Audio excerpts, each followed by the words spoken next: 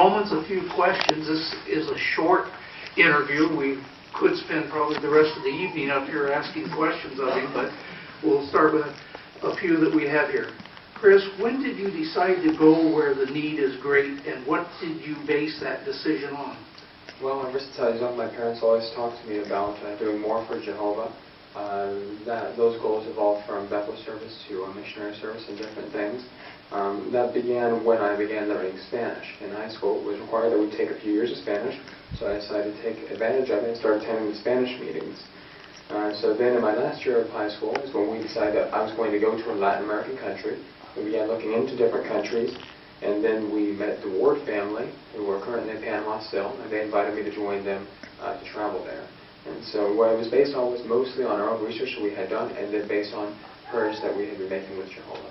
Okay, now, also, were you a pioneer here first before you left? I regular auxiliary pioneer while in high school, and in September, the year that I left, is when I was appointed as a full-time pioneer, and I left in November.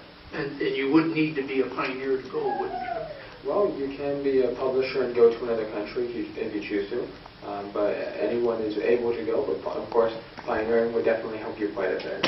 Okay, very good. What changes did you have to make to be able to go where the need is great? Well, firstly, because I had to learn another language, I had to start attending both English and Spanish meetings regularly. And so for a few years, I went to 4 meetings a week. Then on top of that, I had to remember that I wasn't just learning a language, I was also learning a new culture. And so I had to remember to be humble. That was a key part there. I also had to learn that other cultures have different consciences. They view things differently than we do. So I had to learn to model myself after others' consciences oftentimes. Then also things like learning to better study habits and learning not to be necessarily so social, but buy up the opportune time for spiritual things were all changes that I had to make. Very good. Sounds like a lot of work. What surprised you the most in Panama? Well, I sort of expected Panamanian cooking to be something like Mexican cooking. That was not true by any means. Panamanian cooking is a lot of fried food. Breakfasts are generally, forgot the English word for it. Dough, fried dough. Or corn dough, fried. So it's a lot of fried foods for breakfast. And lunches generally consist of a large plate of rice with a little bit of meat on top. So that took a little bit of adjusting as well. No real exotic dishes? Well, I did eat iguana and squirrel meat, as well as what looked like small crawdads that live in the rivers of Panama. You learned not to ask what that meat was on the top. Would you change anything if you had to do this over again? Well, if I had to do it over again, I would definitely have been a little bit less sociable when I was in Portland and dedicated more time to personal study. Also, instead of taking dancing lessons, I would have taken cooking lessons. Okay, very good.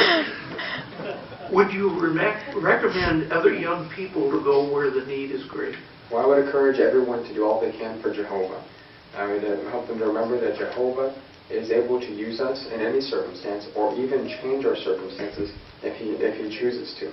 So I would encourage everyone to make goals and then work towards them. If that be moving more than needs going, well, I encourage them to put that goal.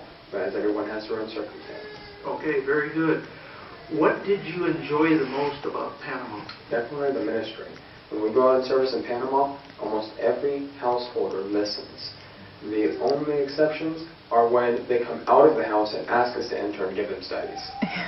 So that's the only exception there as far as that. Not many Nugget homes. Not many Nugget homes, no. No, the worst that we get is, please come back in a few minutes, my rice is burning. That's the extent of that. So we place a lot of magazines in the ministry. We have as many studies as we want. The pioneers say that if you want 30 Bible studies, you can have 30 Bible studies. If you want 50 Bible studies, you can have 50 Bible studies. We have lists of waiting lists of return visits for the studies. The special pioneers, between the husband and the wife, they have over 50 Bible studies. So you can imagine there's a lot of work to do there, so the ministry is definitely what I enjoy the most. Must not be hard to get your time in then. No. Very good. Thank you so much, Chris.